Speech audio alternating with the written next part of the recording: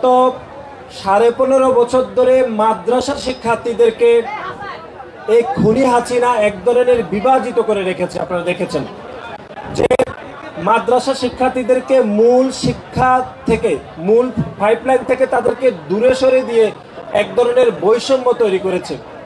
আমরা সেই বৈষম্য নিরসনের জন্য বাংলাদেশ জাতীয়তাবাদী ছাত্রদল বাংলাদেশের প্রতিটি মাদ্রাসাতে আমাদের সাংগঠনিক স্ট্রাকচার গড়ে তোলার আমরা কাজ করছি।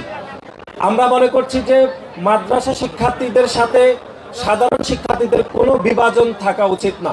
সেজন্য মাদ্রাসা শিক্ষার্থীদেরকে বাংলাদেশ জাতীয়তাবাদী ছাত্রদলের মূল পাইপলাইনে নিয়ে আসার জন্য আমরা ইতিমধ্যে কাজ শুরু করে দিয়েছি এবং আমরা যে প্রায় 900-এরও অধিক শিক্ষা প্রতিষ্ঠানে আমরা সাংগঠনিক কাঠামো গঠন করেছি, তার মধ্যে প্রায় 60টিরও বেশি মাদ্রাসা শিক্ষা প্রতিষ্ঠান রয়েছে।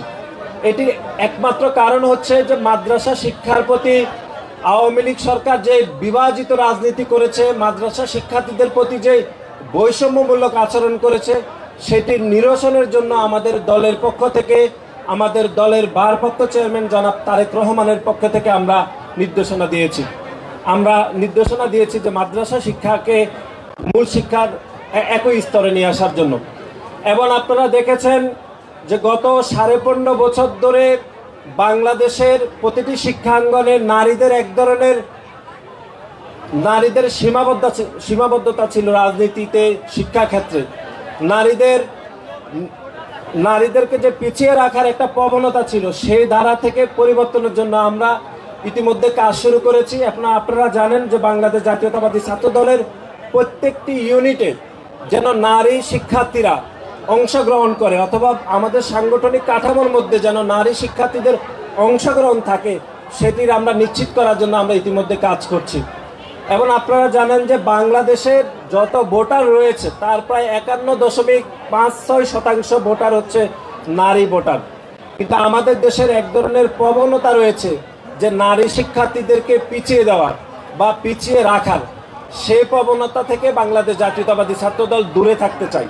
সেজন্য আমরা বাংলাদেশের প্রতিটি শিক্ষাঙ্গনে আমাদের সাংগঠনিক কাঠামোতে যেন নারী শিক্ষার্থীরা অংশগ্রহণ করে, সেজন্য আমরা কাজ করছি। এবং আজকে অনেক নারী, আমাদের বোনরা এখানে বাংলাদেশ জাতীয়তাবাদী ছাত্রদল এডওয়ার্ডস কলেজের নেতৃত্ব নির্বাচনের জন্য তারা দীর্ঘক্ষণ লাইনে দাঁড়িয়ে রয়েছেন।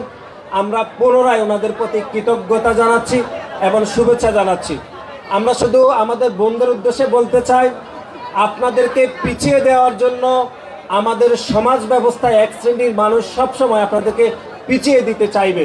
এটি আপনারা, এই সুযোগ কোনোভাবে আপনারা নেবেন না। আপনাদেরকে মনে রাখতে হবে যে দেশের 51 প্রায় 52% অধিক ভোটার নারী ভোটার, এবং বাংলাদেশের প্রতিটি স্তরে আপনাদের অংশগ্রহণ প্রয়োজন রয়েছে। সেটি বাংলাদেশ জাতীয়তাবাদী ছাত্রদলের নেতৃত্ব, আপনাদের অংশগ্রহণ প্রয়োজন রয়েছে বলে আমরা মনে করি।